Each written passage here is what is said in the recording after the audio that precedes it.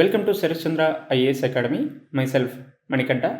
So యూపీఎస్సికి సంబంధించి previous year questions గురించి మనం డిస్కస్ చేసుకుంటున్నాం కదా. ఆల్రెడీ నిన్న 10 పీవైక్యూస్ ఎకానమీ పర్స్పెక్టివ్లో చదువుకున్నాం. అదేవిధంగా లాస్ట్ 1 వీక్లో మనం యూపీఎస్సి పీవైక్యూస్ బేస్డ్గానే పాలిటీ రిలేటెడ్ ఎంసీక్యూస్ గురించి కూడా డిస్కస్ చేసుకున్నాం. ఈరోజు మెయిన్గా ఇంకొక 10 ఎకానమీ రిలేటెడ్గా ఎంసీక్యూస్ గురించి డిస్కస్ చేసుకుందాం. సో ఫస్ట్ క్వశ్చన్ చూసుకుంటే, which one of the following best describes the concept of small farmer large field? So ఈ కాన్సెప్ట్ ఈ క్రింది వాటిలో దేనికి సంబంధించిందని అడిగారు. సో మేజర్గా ఇది మార్జినల్ ఫార్మర్స్కి సంబంధించినటువంటి ఇష్యూ. సో చాలా వరకు ఇండియాలో ల్యాండ్ హోల్డింగ్స్ అనేవి పెరిగిపోతున్నాయి కదా. సో భూకమతలు అనేవి చాలా వరకు పెరుగుతున్నాయి. సో ఒకప్పుడు 1.06 హెక్టార్స్ ఉన్నది, ఇప్పుడు 0.94 హెక్టార్స్ ఇలా తగ్గుతూ వస్తుంది. సో దట్ ఇక్కడ దీని అర్థం ఏంటి, స్మాల్ అండ్ మార్జినల్ ఫార్మర్స్ అనేవాళ్ళు ఇండియాలో చాలా వరకు ఇంక్రీజ్ అయిపోతున్నారు. సో ఈ అంశానికి అనుగుణంగా ఈ స్మాల్ అండ్ మార్జినల్ ఫార్మర్స్ ఎవరైతే ఉన్నారో వీళ్ళందరూ కూడా ఒక గ్రూప్గా ఆర్గనైజ్ అయ్యి అగ్రికల్చరల్ ఆపరేషన్స్ అనేవి చేయడం జరుగుతుంది. సో ఈ కాన్సెప్ట్ని మనం స్మాల్ ఫార్మర్ లార్జ్ ఫీల్డ్గా చెప్పుకుంటున్నాం. So many marginal farmers in an area organise themselves into groups and synchronise and harmonise selected agricultural operations. So ఈ కాన్సెప్ట్ని మనం స్మాల్ ఫార్మర్ లార్జర్ ఫీల్డ్గా చెప్పుకుంటాం. సో సేమ్ లైక్ రీసెంట్గా ఫార్మర్ రిలేటెడ్గానే ఫార్మర్ ప్రొడ్యూసర్ ఆర్గనైజేషన్ రిలేటెడ్గా వచ్చింది కాబట్టి మనకి హై ఛాన్సెస్ ఉన్నాయి ఇటువంటి క్వశ్చన్స్ అడగడానికి, రైట్. సో సెకండ్ క్వశ్చన్ చూసుకుంటే, కన్సిడర్ ద ఫాలోయింగ్ స్టేట్మెంట్స్ అనేసి ఇచ్చారు, విచ్ వన్ ఈజ్ కరెక్ట్ అన్నాడు. సో ఇక్కడ కరెక్ట్ అన్నారా ఇన్కరెక్ట్ అని అడిగారా అనేది కూడా మనం చూసుకోవాలి. So first option, the government of India provides minimum support price for niger seeds. Niger is cultivated as a kharif crop. Some tribal people in India use niger seed oil for cooking. So 3 options ఇచ్చారు, which one is correct అన్నారు. Only 1, only 2, all 3, D none. So ఒక 10 seconds time తీసుకుని ఆర్ఎల్స్ video pass చేసినా దీని answer ఏంటో guess చేయండి. So సరైనటువంటి సమాధానం ఏంటంటే ఆల్ 3 కూడా సరైనటువంటి స్టేట్మెంట్సే. సో దట్ ఇక్కడ మనం ఏ అంశం గురించి తెలుసుకోవాలంటే, ఇక్కడ మినిమం సపోర్ట్ ప్రైజ్కి సంబంధించినటువంటి అంశాలన్నిటి గురించి ఇన్ డీటెయిల్గా తెలుసుకోవాలి. సో మినిమం సపోర్ట్ ప్రైజు ఏ కమిటీ రికమెండేషన్ చేయడం జరుగుతుంది, సో ప్రజెంటు ఎన్ని క్రాప్స్కి మినిమం సపోర్ట్ ప్రైజ్ ఇవ్వడం జరుగుతుంది, అందులో ఖరీఫ్ క్రాప్స్ ఏంటి, రబీ క్రాప్స్ ఏంటంటే, ఇంకా అదర్ క్రాప్స్ ఏవైనా ఉన్నాయా అనేవి కూడా చూసుకోవాలి. So that present minimum support price కింద 22 క్రాప్స్కి ఎంఎస్పి ఇవ్వడం జరుగుతుంది. అందులో ఖరీఫ్ రిలేటెడ్గా 14 క్రాప్స్, రబీ రిలేటెడ్గా 6 క్రాప్స్ ఉన్నాయి, అదర్ కమర్షియల్ క్రాప్స్ 2 ఉండడం జరిగింది. సో దట్ ఇందులో నైజర్ సీడ్స్ అనేది కూడా ఒక ఎంఎస్పి ధరగా ఇవ్వడం జరుగుతుంది. సో ది మేజర్గా ఖరీఫ్ క్రాప్గా ఉంటుంది. At the same time some tribal people in India use niger seed oil for cooking అనేది కూడా సరైనటువంటి స్టేట్మెంటే. సో థర్డ్ క్వశ్చన్ చూసుకుంటే, consider the following statements with reference to India. So according to MSME act 2006, the medium enterprises are those with investment in plant and machinery between 15 crore and 25 crores. Option 2, all bank loans to the micro, small, medium enterprises qualify under the priority sector. So which one is correct అని అడిగారు. So 4 statements ఇచ్చారు, ఏది సరైనటువంటి statement అనేది మీరు guess చేయండి. So ఇది సరైనటువంటి స్టేట్మెంట్ ఏంటి, అకార్డింగ్ టు ఎంఎస్ఎంఈ యాక్ట్ 2006 ప్రకారం మీడియం ఎంటర్ప్రైజెస్ ఏదైతే ఉందో దాని యొక్క ఇన్వెస్ట్మెంట్ ప్లాన్స్ అనేది 50 crore నుంచి 250 crores ఇది చేయడం జరిగింది. సో 50 crore అనేది investment in plant and machinery and also ఎక్విప్మెంట్కి సంబంధించి, అండ్ ఆల్సో టర్న్ ఓవర్ అయితే 250 crores రిలేటెడ్గా. సో దట్ ఈ స్టేట్మెంట్ అనేది తప్పు. At the same time 2006 MSME act ప్రకారమే అటు small, medium and also micro ఎంటర్ప్రైజెస్కి సంబంధించినటువంటి ఇన్వెస్ట్మెంట్ ఎంత ఉంది, టర్న్ ఓవర్ ఎంత ఉంది అనేది కూడా చూసుకోవాలి. సో మైక్రో ఎంటర్ప్రైజెస్కి సంబంధించి 1 crore ఇన్వెస్ట్మెంట్, అదేవిధంగా 5 crore turn over. Small enterprises కింద అయితే 10 crore investment and also 50 crore turn over. Medium enterprises అయితే 50 crore and also 250 crore turn over. So ఇక్కడ మనకి 15 and 25 crore ఇచ్చారు కాబట్టి ఇది తప్పు statement. At the same time MSME అన్నీ కూడా ప్రయారిటీ సెక్టర్గానే గుర్తించి అన్ని బ్యాంక్స్ కూడా లోన్స్ ఇవ్వాల్సినటువంటి అవసరం ఉంది. సో ఇక్కడ మళ్ళీ మనం సపరేట్గా చదువుకోవాల్సింది ప్రయారిటీ సెక్టర్ లెండింగ్ కింద ఇంకా ఎంఎస్ఎంఈ కాకుండా ఇంకా ఏవేవి వస్తాయి అనేది కూడా చూసుకోవాలి. సో దట్ ఎప్పుడైనా మనం ప్రీవియస్ ఇయర్ క్వశ్చన్స్ని అనాలిసిస్ చేసేటప్పుడు ఇలా అనాలిసిస్ చేస్తే దాన్ని ఇంటర్లింక్ చేసుకొని నెక్స్ట్ ఇయర్ ఇలా ప్రశ్న అడగడానికి స్కోప్ ఉంటుంది. So next question, which of the following factors policies were affecting the price of rice in India in the recent past. So ఇండియాలో బియ్యం యొక్క ధరలు పెరుగుతున్నాయి, దానికి గల కారణాలు ఏంటి అనేసి అడిగాడు. సో కరెక్ట్ ఆన్సర్ ఏంటని అడిగారు. So minimum support price, governments trading, government stock piling and consumer subsidies. So ఏది సరైనటువంటి స్టేట్మెంట్ అనేది గెస్ చేయండి. సో సరైనటువంటి స్టేట్మెంట్ ఏంటంటే అన్నీ కూడా సరైనటువంటివి. సో అటు మినిమం సపోర్ట్ ప్రైస్ అవ్వచ్చు, గవర్నమెంట్స్ ట్రేడింగ్ అవ్వచ్చు, government stockpiling, consumer subsidies ఇవన్నీ కూడా ప్రైస్ ఆఫ్ రైస్ మీద ఎఫెక్ట్ చూపిస్తాయి. సో దట్ ఆప్షన్ డి అనేది సరైనటువంటి సమాధానం. So next question, with reference to chemical fertilizers in India consider the following statement. So chemical ఫెర్టిలైజర్స్కి సంబంధించినటువంటి క్వశ్చన్ బేస్డ్గా అడిగాడు. So at present the retail price of chemical fertilizers is market driven and not administrated by the government. Option 2, ammonia, which is an input of urea, is produced from natural gas. Option 3, sulfur, which is a raw material for phosphoric acid fertilizers. It is a byproduct of oil refineries. So select the correct statement అని అడిగిచ్చారు. So ఒక 10 seconds or else video pass చేసేనా guess చేయండి. So సరైనటువంటి statement అని అడిగారు కదా. So ఇక్కడ first option చూసుకుంటే ఇది తప్పు స్టేట్మెంట్ అని తెలుస్తుంది. ఏంటంటే కెమికల్ ఫెర్టిలైజర్స్ యొక్క రీటైల్ ప్రైస్ అనేది మార్కెట్ డ్రివెన్ మాత్రమే కాకుండా అది గవర్నమెంట్ ఆఫ్ ఇండియా కూడా అడ్మినిస్ట్రేషన్ చేయడం జరుగుతుంది. So the government is subsidizing the fertilizers for their availability at reasonable prices for agriculture purposes. So that option 1 అనేది రాంగ్ అని తెలుస్తుంది. సో దట్ మనం ఒకటో ఆప్షన్ ఎలిమినేట్ చేసామంటే ఈ రెండిట్లోనే సమాధానం ఉందని తెలుస్తుంది. సో దట్ ఇక్కడ సెకండ్ స్టేట్మెంట్ అనేది రెండిట్లోనే ఉంది. సో సెకండ్ స్టేట్మెంట్ ఖచ్చితంగా రైట్ అవుతుంది. అమోనియా అనేది న్యాచురల్ గ్యాస్ నుంచి ప్రొడ్యూస్ అవుతుంది అనేసి అర్థమైంది. అయితే sulphur which is a raw material for phosphoric acid fertilisers and it is also by product of oil refineries. So ఈ స్టేట్మెంట్ కూడా సరైనటువంటిదే. సో 2 and 3 ఓన్లీ అనేది సరైనటువంటి సమాధానం. So sixth question, in India, which of the following can be considered as public investment in agriculture?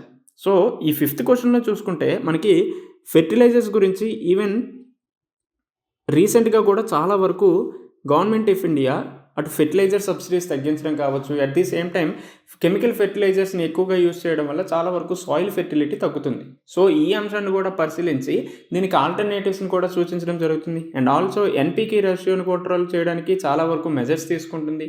Right, అలానే nano urea అవ్వచ్చు, sulphur coated urea అవ్వచ్చు, neem coated urea అవ్వచ్చు, ఇటువంటి ఎన్నో రకాల ఆల్టర్నేటివ్స్ తీసుకొస్తుంది. కాబట్టి ఇఫ్ ఇన్ కేసు ఈ క్వశ్చన్నే మనకి రాబోయే ఇయర్స్లో అడగాలి అంటే దీన్ని బేస్ చేసుకుని అడగడానికి స్కోప్ ఉంటుంది.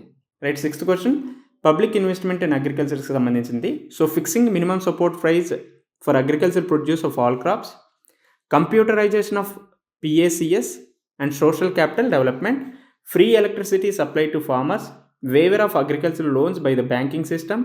Option 6, setting up of cold storage facilities by the governments. Select the correct answer using the code given below. So సరైనటువంటి సమాధానం ఏంటనేది అడిగారు. సో ఒక 10 seconds అరల్స్ వీడియో పాస్ చేసైనా గెస్ చేయండి.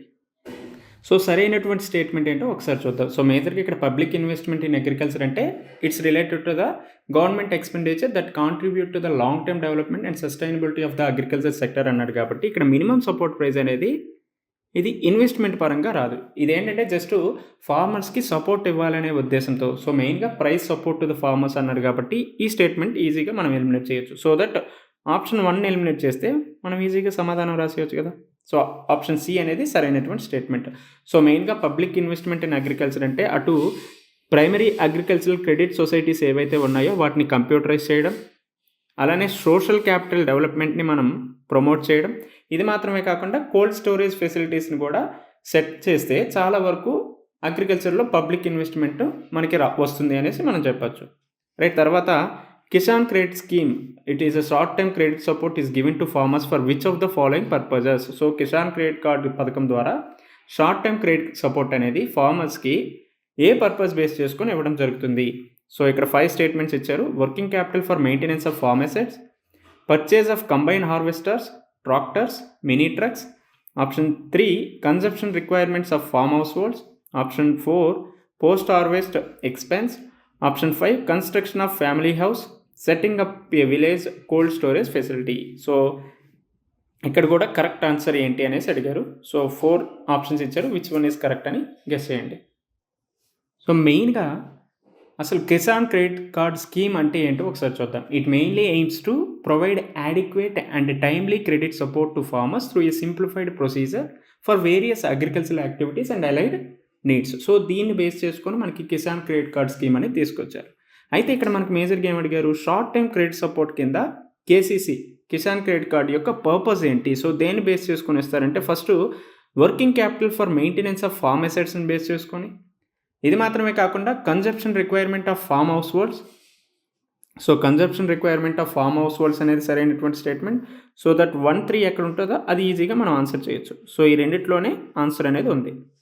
రైట్. అయితే purchase of combine harvesters, tractors, mini trucks కింద మనకి షార్ట్ టైం క్రెడిట్ సపోర్ట్ అనేది కిసాన్ క్రెడిట్ కార్డ్ ద్వారా ఇవ్వడం జరగదు. సో ఈజీగా మనం 2ని ఎలిమినేట్ చేసిన ఆన్సర్ని మనం చేయొచ్చు. రైట్. ఇవి మాత్రమే కాకుండా షార్ట్ టైం క్రెడిట్ సపోర్ట్ కింద ఇంకా ఏ అంశాలను బేస్ చేసుకుని ఇస్తారంటే, ఒకటి పోస్ట్ హార్వెస్ట్ ఎక్స్పెన్సెస్ని బేస్ చేసుకొని, అదేవిధంగా కన్స్ట్రక్షన్ ఆఫ్ ఫ్యామిలీ వీటిని బేస్ చేసుకొని ఇవ్వరు. సో ఈ విధంగా జస్ట్ 1, 3, 4 అనేది సరైనటువంటి స్టేట్మెంట్. సో 8th క్వశ్చన్ చూసుకుంటే consider the following statements. So correct statement ఏంటి అనేది. So in case of all cereals, pulses, oil seeds, the procurement at minimum support price is unlimited in any state or union territory of India. In the case of cereals and pulses, the MSP is fixed in any state, union territory at a level to which the market price will never rise. So ఇక్కడ మనకి కొన్ని extreme statements అనేవి ఇవ్వడం జరిగింది కదా. So extreme స్టేట్మెంట్స్ని base చేసుకొని so ఏది correct statement అనేది గెస్ చేయండి. సో ఇక్కడ జస్ట్ మనం ఏవైతే ఎక్స్ట్రీమ్ స్టేట్మెంట్స్ ఉన్నాయో వాటిని ఎలిమినేట్ చేసేయచ్చు. ఇక్కడ అన్లిమిటెడ్ అని అన్నాడు. సో అన్లిమిటెడ్ కాదు, it is an open ended, it is not unlimited since our buffer stock is very limited. So that ఇక్కడ అన్లిమిటెడ్ అనేది కాదు. So it is a limited procurement. So 1 అనేది తప్పు. అండ్ ఆల్సో ఇక్కడ second statement చూడండి. So market price has no link with minimum support prices and it can go below or above the MSP depends upon the demand of crop in the market. So మనం already A2 plus FL and also C2 ఈ అంశాలకు అనుగుణంగానే మనకి MSP అనేది ఇవ్వడం జరుగుతుంది. So that ఇక్కడ market price అనేది అసలుకి ఎప్పటికీ కూడా ఎంఎస్పీతో ఇంటర్లింక్ అవ్వదు. సో దట్ ఈ 2 స్టేట్మెంట్స్ కూడా తప్పే. సో నైదర్ 1 నార్ 2 అనేది సరైనటువంటి సమాధానం. So 9th question, the economic cost of food grains to the Food Corporation of India is minimum support price and bonus paid to the farmers plus. So economic cost of food grains to the Food Corporation of India is minimum support price and bonus paid to the farmers plus. So ఇందులో ఏవేవి వస్తాయి అనేసి అడిగారు. So transportation cost only, interest cost only, procurement ఇన్సిడెన్షియల్ and distribution cost, procurement incidental and charges for godowns. So ఏది సరైనటువంటి సమాధానం అనేది guess చేయండి. సో మెయిన్గా ఎఫ్సిఐకి సంబంధించినటువంటి ఎకనామిక్ కాస్ట్లో, so the economic cost of food grains procured by the Food Corporation of ఇండియాలో భాగంగా ఇందులో 3 మెయిన్ కాంపోనెంట్స్ ఉంటాయి. సో మెయిన్గా ఎకనామిక్ కాస్ట్లో 3 మెయిన్ కాంపోనెంట్స్ ఉంటాయి. ఒకటి procurement component and also procurement రిలేటెడ్గా ప్రైస్, సో ఇక్కడ కాస్టు, ఇక్కడ ప్రైజు, అదేవిధంగా డిస్ట్రిబ్యూషన్కి సంబంధించినటువంటి కాస్ట్. సో ఈ 3 కూడా ఎకనామిక్ కాస్ట్లో భాగంగా ఉంటాయి. అయితే ఇక్కడ మనకి ఏమడిగారు, the economic cost of food grains to the Food Corporation of India is minimum support price and bonus paid to the farmers plus procurement incidentals and the distribution cost. So ఇది సరైనటువంటి statement. So the FCI economic cost has 3 main components like procurement cost, procurement price and also distribution cost. The procurement incidentals are the initial costs incurred during the procurement of food grains, and also the distribution cost is nothing but freight, handling charges, storing charges. So ఇవన్నీ కూడా distribution కాస్ట్లో వస్తాయి. So that ఇక్కడ మనకి సరైనటువంటి statement option సిగా చెప్పచ్చు. So 10th question అనేది just మీరు కామెంట్స్ రూపంలో తెలియజేయండి. So among the agricultural commodities imported by India which one of the following amounts for the highest imports in terms of value in the last 5 years? Spices, fresh fruits, pulses, vegetable oils. So ఇది answer ఏంటనేది మీరు comments రూపంలో తెలియజేయండి. ఇంతవరకు ఎవరైనా channel subscribe చేసుకోకపోతే subscribe చేసుకోండి. మీ valuable suggestions మాకు ఏమైనా తెలియజేయాలంటే కామెంట్స్ రూపంలో తెలియజేయండి.